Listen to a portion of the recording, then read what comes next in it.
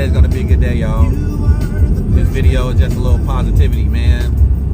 The song came on, one of my favorite songs by Ken Jones.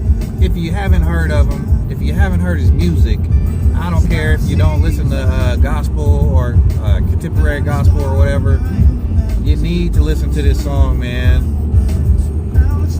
Ken Jones, My Day. It's called My Day, man. So I'm just speak a little positive things to my own life and to your life right now, man. Things are gonna go your way today.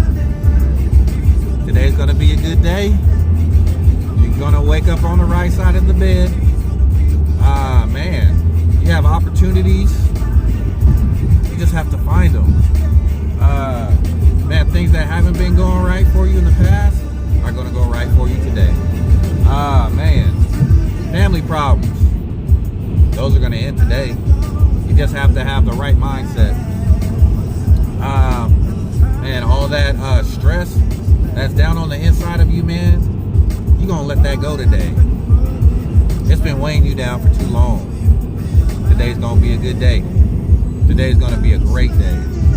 Today's gonna be the best day of your life. This is the beginning. Oh, this is like not a Lawrence right here. This is the beginning of the best. This is the beginning of the best days for the rest of your life. Your body's gonna feel better today. Once you release that stress, once you release all that you've been holding on to, that backache that you have, that backache's gonna be gone. That headache is gonna pass. Your children, if you have children, man, pray over your children this morning. Your children going. I mean, I'm not saying you have bad kids, but your children just gonna have a sweet attitude today. Your spouse, y'all been arguing, y'all been going back and forth, y'all been going tit for tat. There will be peace in your household today. You've been struggling, vacillating back and forth between decisions. What should you do? Should you go right? Should you go left? Lord, should I just stay here? Are you thinking about moving? Are you thinking about going back where you came from? You're thinking about trying something new? God's going to give you an answer today. He's going to give you that answer. Just keep seeking Him. Wait on Him. Don't make a move till you get the answer, though. But He's going to give you an answer. This is the day that the Lord has made. We shall rejoice and be glad in it. Ken Jones, man, that guy this song it just puts me in a great mood. Every time I hear it. One of my favorite artists of all times. I know, like I said, I know, some of you don't listen to contemporary gospel or whatever, or maybe gospel at all, maybe not even Christian, but it's not even about that, man. The song is about speaking positivity into your life each and every morning, speaking greatness into your life. Nobody wants to go through life angry. Nobody wants to go through life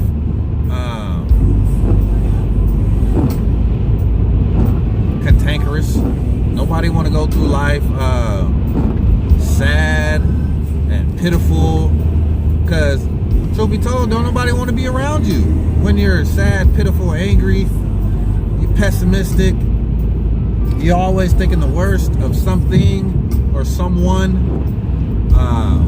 It's like life didn't just beat you down. So many people have let you down. So many people have hurt you. So many people have said they had your back and they stabbed you in the back. So many people told you that they loved you, and then they turned around and left you. So many times that you thought you had things going for you and they just didn't work out. But that's just life. You gotta bounce back. That's life, man. You're gonna have some ups and downs. You're gonna have some trials and some tribulations. I myself, this is gonna be news for some people that know me, and for those of you who don't know me, this is definitely news. But I was a fraction away from being homeless at one point. Things were so bad for me. Man, that was like over 10 years ago. Things were so bad for me, man. I had lost my job. I got laid off, and I couldn't understand why, because I was doing all I could at that job. That was my first job after I graduated and got my degree from Sacramento State, and I was trying to get a state job. I was trying to work for the state of California because that's kind of what a good route to go once you graduate in Sacramento. There's a lot of jobs there, a lot of opportunities for to be a state worker, but it's kind of hard to break in. So I got laid off. I was working for this particular job. I was a process server, and I didn't even mean to say all this, but this is meant to help someone. I hope it helps you, because God is laying this on my heart to share it with you guys. I worked there for 3 years after I got my degree. Got my bachelor's degree. Didn't do it conventionally. Went the long route. I got my associate's degree first. Then I moved to Sacramento, got my bachelor's. Started out as a business major. Changed my major after 3 years. Pretty much did another year and a half to get my ethnic studies degree.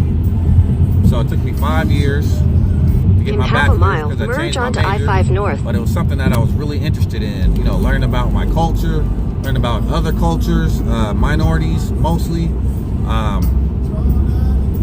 Chicano American, Asian American, Native American, and African Americans. And that just really interests me, more so than the business aspect. I just got lost in the business side. It wasn't that I wasn't smart enough, but it wasn't something I was passionate about. Once I got in those classes, like I would just zone out. And when I'm doing the homework, it's like pulling teeth trying to do that homework. So, I made the decision that I need to change majors. So I did that. So I'm backtracking, but in half a mile, use the right 2 lanes to take exit 461 for California 120 toward Manteca, Sonora. I'm sorry. I don't know if you caught that because the lady was talking, but I drove all over the Sacramento Valley as a process server for 3 years, and I really enjoyed it. It wasn't an office job. Use the right 2 lanes to take exit 461. It wasn't an office job. It's a job that I could do. I could be out on the road. I could be free of, yes, you had a phone. God, dog. Craters in the road, man. That's not the pothole. That was a crater. Man, I hope it didn't pop my tire, boy. So, that's just the devil trying to throw me off. So, I was driving all around, no office work, just drive around, do your deliveries for the day. It started out kind of rough for me, but I really started to love that job. Had a company car, I could drive that car, didn't have to drive my own car, didn't have to put mileage on my car. And then just out the blue, they let me go. And I remember being so angry initially when I was sitting in there, and I was just blindsided. Like, they didn't give me any notice, nothing. I was just blindsided, and they handed me my check, and I just remember being so upset at my supervisor and at his boss for sitting with me across from me on those chairs that they were sitting in, and they were acting like everything was great. And I'm thinking, like, man, you guys are freaking ruining my life right now. Like, what am I supposed to do, right? So they said, oh, you can get unemployment, you can do this, and you can do that, and we're gonna ask you to come back. So long story short, I did unemployment. I was applying for other jobs. found a job that I really love to do. But I remember I was like, I need some money, man. Like, this unemployment money is not getting it. So shout out to my pastor. I mean, he's still my pastor. Pastor Darnell Thomas of the Showers of Blessings Church of God in Christ. I was talking to my mom one day, and I was just really down. You know, honestly, I was in the depression. You know, I was depressed, man. I'm like, I just graduated from college and I ain't got no job. Like, what? I did all that work. I got nothing to show for it. Like, this is embarrassing, one, and it's depressing because now I got no money. Bills are stacking up. I mean, I was renting a room from this guy, and he was on me, you know, and I'm like, man, I'm gonna make it happen. Don't worry, you know, I'm gonna make it happen. Don't even trip. So my mom was like, did you talk to your pastor?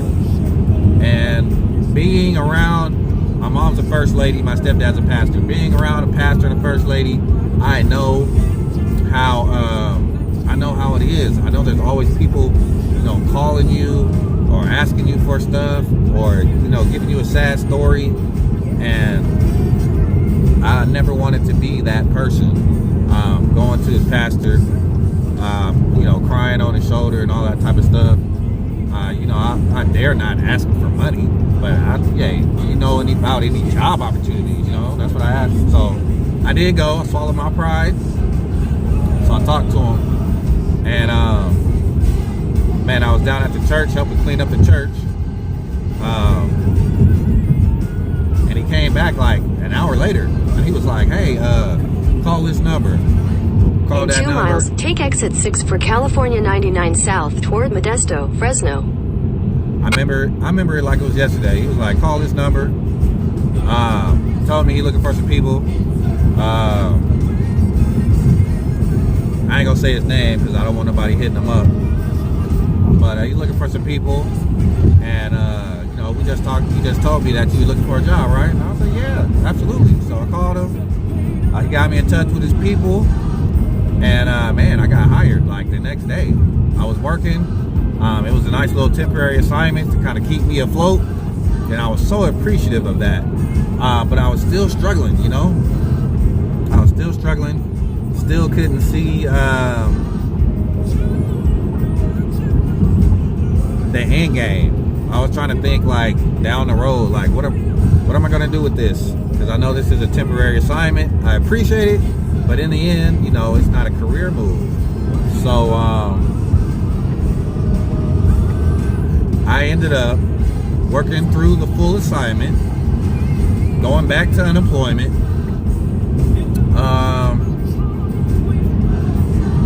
And I was just so desperate for a job at that point. I was trying to, I went back to unemployment. In half a mile, take exit 6 for California 99 South toward Modesto, Fresno. Then you're trying to get back on it, and they're trying to verify that all your, you know, taxes and all that, and everything, that you're not working anymore, so they can turn the green light back on for your unemployment. So remember, I had an issue where they said they overpaid me and I wasn't going to qualify until I paid them back. So I was like, dang, continue on California 99 South for 8 miles. I got nothing in the bank. Then EDD is saying I owe them money now because they overpaid me because of my last work assignment. They overpaid me for like a week of unemployment where I was working. And I'm like, man, how can it get any worse? I got no rent money. The people that was helping me telling me that I owe them now, and it's just a mess. So long story short, I don't know what happened to this day, because I had stopped corresponding because I had no money. And they gave you like a little debit card where your money used to get loaded onto, and there was nothing on there. But I heard a voice of the Lord. He talked to me and he said, go to ATM and check the balance. So I went to an ATM and checked the balance. There was $800 and something. There was $800 something on that card, and I'm like, where did this money come from? I was like, where did this money come from? Like, I had probably like $1 on there the last time I checked it out. So God will make a way, man. He'll make a way for you. When you literally, like, people use that saying, kind of cliche, when you down to your last dime, he steps in right on time. Like, I've experienced that in life. I've experienced that in life. It's not a badge of honor, but it's just the truth. It's just the truth. I've been there. So I sympathize with you. If you're struggling right now, man, keep the faith, man. Keep praying. God's got something for you. He got something for you. If you got a degree, you're not using that degree. You're down about it. You got that student loan debt now on top of all your other issues, and yeah, it can put you into depression if you don't acknowledge God and trust God. You gotta trust God. You gotta trust that His plan is a flawless plan. He's taking you through those things. I didn't realize He was taking me through that so I could come on here on January 11th, 2020 and share this with you. Like, the things we go through in life aren't just for us to keep and to be ashamed of and keep bottled up, but they're for us to share and to encourage someone else. So I hope someone's encouraged today. So I do want to fast forward for you. So I told you I was trying to apply for the state, do all these things when I graduated from college, but those things just weren't working. So I did the process server job. They offered me to come back, and I had to decline because I needed a raise. First of all, when I was working, I felt like I was worth more, and they weren't willing to do that. They wanted me to move like 4 hours away to get the raise I wanted, and I wasn't willing to do that. So I declined because I don't know if you're going to lay me off again. So I ended up taking a job that was lower paying, but hopefully with more upside. That job started paying off at $8 an hour. $8 an hour. And they said, oh, well, you get a raise at this point, Then we do, yearly, annual, what do they call those things? Performance reports. And, you got the potential to get a raise then on the performance reports as well. So I'm thinking, okay, well, I can kind of move up. So by the end of my stay there, I was up to around like $15 an hour, which still wasn't making all that great money, but that's just what God will do. You start out at $8, and in I think it was less than 3 years, I had got up to $7 a raise. So that's like a 50% increase, almost 50% increase right there. So I was thankful to God for that. Then I got another opportunity to move to another site. I did that. Then I was laid off again, and I was like, God, what's really going on? Me and my ex-wife split up. In 2 miles, take exit 233 for Broadway Avenue, Kiernan Avenue. I had to move out of the apartment that we were in. I got served with divorce papers the next day, which was that Tuesday. I moved out Monday. I got served with divorce papers that Tuesday. Then that Friday, I was told to turn in my keys. I no longer had a job. And I was like, man, what is going on? So, but the first time I got laid off, I sat in the car and I was about to cry. But I heard God ask me a question, do you trust me? And I told God, yes, I trust you. I trust you. And he asked me 3 times, do you trust me? And I told him, yes, I trust you. And I drove home. I was actually staying with my brother at that point. I drove back, and I think my mom was staying. My mom was like visiting or something that week or something like that. And I was like, I got laid off today. Like, I can't believe I got laid off. So, you know, she was encouraging me and things like that. In half a mile, take exit 233 for Broadway Avenue, Kiernan Avenue. Short, the 2 layoffs that were sudden with no warning. I got offered another position within the same company that laid me off out in the Bay Area. Take exit which didn't seem a 233. good fit for me. Seemed like something that would be a lot more troubling than rewarding. In 1,000 feet, use the left 2 lanes to turn left onto California 219, Broadway Avenue. I'm not knocking anybody that works Use the left 2 lanes to turn left onto California 219, Broadway Avenue. Or type of service, but that's not something, you know, that I feel that God had for me for, you know, my career. And so I declined that. Pay was good, but the amount of you know, manual labor and all that type of stuff, and the hours that they were asking you to work. And continue on California 219 for 4 miles. The rest of your life, I was like, nah, I'm good. This is not a good fit. So I say all that to say I came into the DMV to get a registration sticker.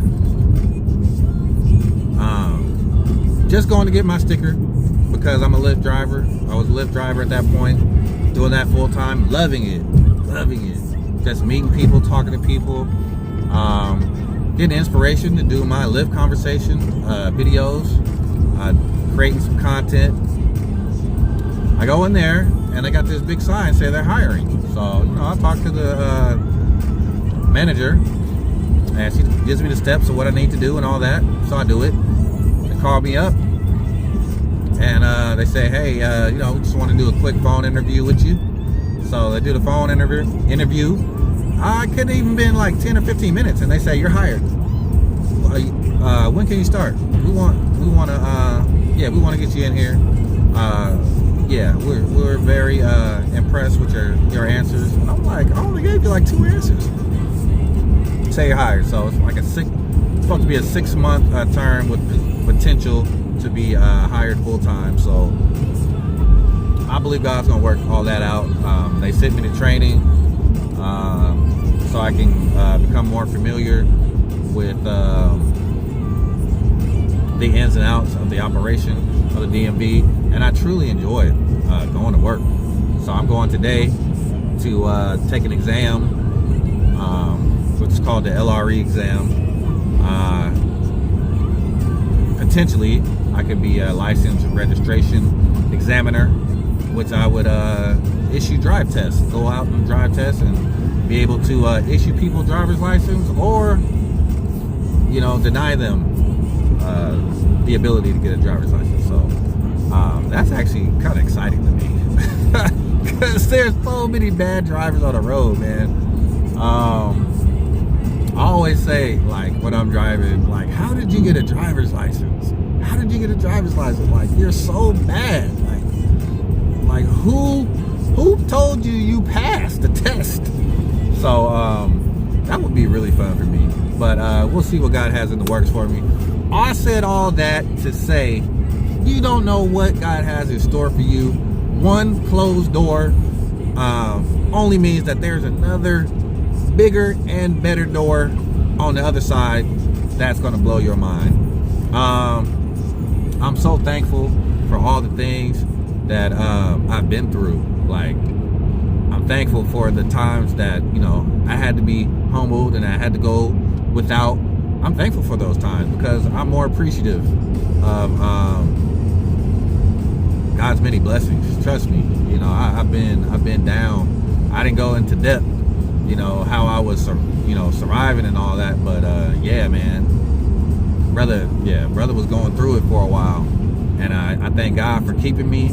I thank Him for not just keeping me, physically, but keeping my mind, even when I was going through the little, the bout with depression and things like that. A lot of people didn't know. But, I kept going to church, never stopped going to church, and kept getting that word. Kept going to the choir practice. Stayed with it.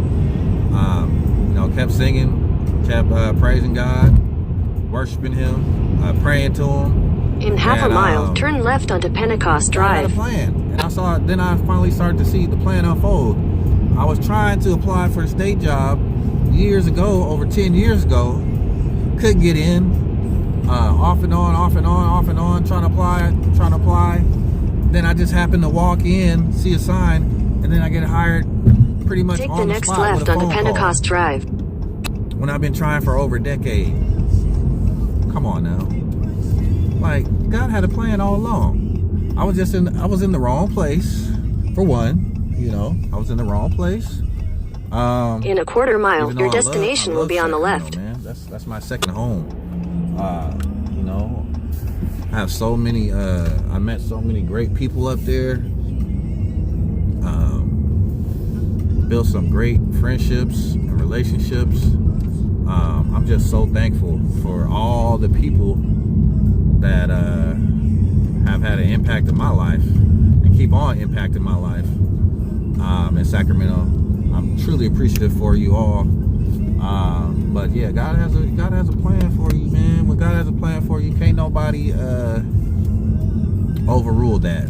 So I'm thankful. Your destination today. is on the left. I hope I said something that encouraged you on today. I didn't plan on saying all that. I just arrived to my destination to take my test, my written exam. Stay encouraged, man. Today's going to be a great day for you. Today's going to be an amazing day for you. Try to learn something if you can. Try to learn something each day. Try to learn something each day. Try to improve your skills. Work on your weaknesses. You know what your strengths are, but work on your weaknesses. Work on your goals, your dreams, your aspirations. Map out some plans. How are you going to achieve those things that you're trying to get to? I got some things I'm trying to do. I've done some rough drafts, but I need to get back on putting it into action, man. How am I going to do this? What's it going to take financially for me to get there? What's it going to take for me knowledge-wise? What I'm going to have to do? Am I going to need, new software, new equipment? Will I need to go take classes? Will I need to get back in school? What do I need to do? What do you need to do to achieve those goals, those dreams, those aspirations that's bubbling inside you, man? Because there's certain things when I think about it, man, I just, it just does something on the inside of me. That's how I know, that's given from God. Like certain things I just think about, and I just, man, it just gives like butterflies like all in my stomach when I think about it. And those type of things, when you're so passionate about it, those are the things that you need to work towards. Those are the things that not only be rewarding to you once you get there, once you fulfill them, but you'll be able to bless somebody else.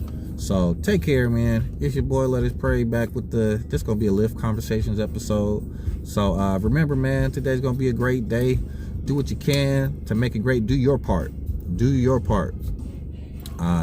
You're not held accountable for how others treat you, but you're held accountable for how you treat others. So let's practice that, man. Let's love our neighbor as ourselves, and let's treat others how we want to be treated. And yeah, man, don't forget to let those people know that you love them. Those loved ones, let them know that you love them, man. Let them know you love them. Don't take them for granted. You might not tell your friends that you love them, very often. It may just be like mostly family members. But ain't nothing wrong with telling your friend you love them. Even, you know, just the fellas. Hey, you got a good friend. If you got one good friend that you can always count on, that's a blessing. Because it's hard to find good friends, man.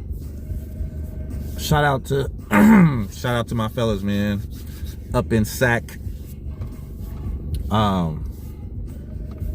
don't want to leave nobody out. I ain't trying to, you know, be partial or show preferential treatment to anyone, but two fellas that when I needed them the most,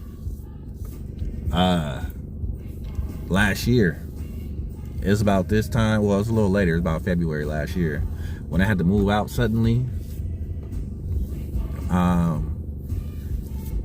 Two fellas that came, and not only did they help me, man, they, you know, was lifting the brother up and encouraging the brother.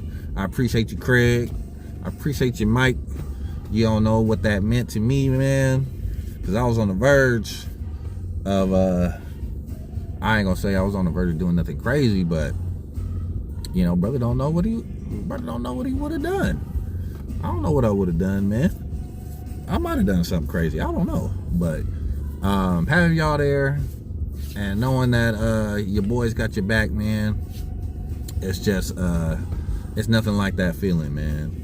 And it, you know, you're beyond friends at that point, man. You guys are brothers, so you know, you already know that. So much love to y'all, man. I ain't seen y'all in a while, but hopefully I get a chance to get down there. They got me working, man. They got me working. So if you got good friends, man, friends that are like closer than your own family sometimes, I mean, people that will love you unconditionally, no matter what's going on, you gotta value those people. You gotta cherish those people, man. Those people come along in your life very rarely. So if you got that, if you got a group that's a tight-knit group, man, you got to value that. Don't take them for granted, ever. Don't take them for granted, ever, man. So shout out to all the boys though up in SAC. Ave, shout out to Ave, shout out to Craig, shout out to Mike. Sorry about your Saints, bro. Shout out to Banks, and shout out to E Morris. Shout out to you, man. Much love to you. Hopefully see you guys soon. All right, peace. I'm out.